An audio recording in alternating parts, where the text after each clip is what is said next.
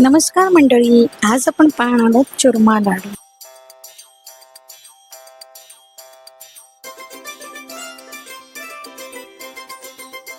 लाडू जेवढे दिसायला सुंदर त्याहून त्याची चव एकदम अप्रतिम। तोंडात टाकताच विरघळणारे मऊसूत असे चुरमा लाडू।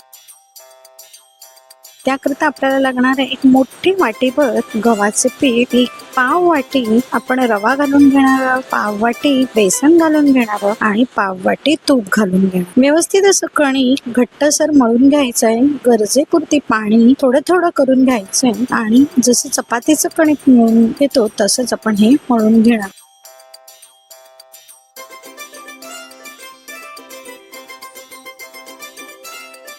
आणि हे अशा पद्धतीने त्याचे मुठ्ठे तयार करून घेणार आहोत।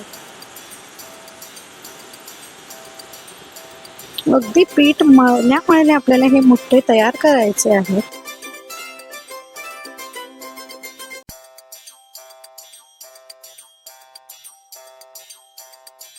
ते मी तळण्याकरता तेल वापरलेलं आहे। तुम्ही तेलाऐवजी तूप वापरलं तरी सुद्धा चालेल। ते सोनेरी गुलाबी रंगावर आपण हे असे मोठे खरपूस तळून घेणार आहोत।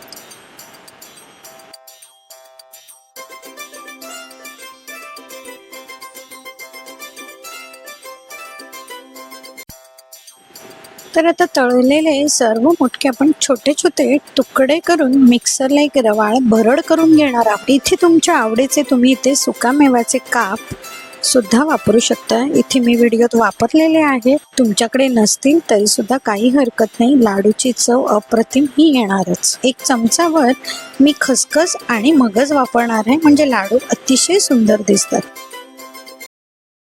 उरलेलं जे 2 चमचे तूप होतं त्यामध्ये एक कपभर मी गूळ वितळवून घेणार आहे। गुळाचा आपल्याला पाक करायचा नाही, फक्त गूळ आपल्याला वितळवून घ्यायचा आहे। तर आता हे वितळलेलं गूळ या मिश्रणात आपण घालून घेणार आहोत। मिश्रण व्यवस्थित मिक्स करून झाल्यावर आपण लाडू वळून घेणार आहोत। हे लाडू तुम्ही हवाबंद डब्यात एक 10 ते 15 दिवस स्टोर करून ठेवू शकता। मऊसूत चुरमा लाडूची रेसिपी आवडली असेल तर जरूर लाईक शेअर करा आणि तुम्ही सुद्धा असे चुरमा लाडू नक्की बनवून पहा।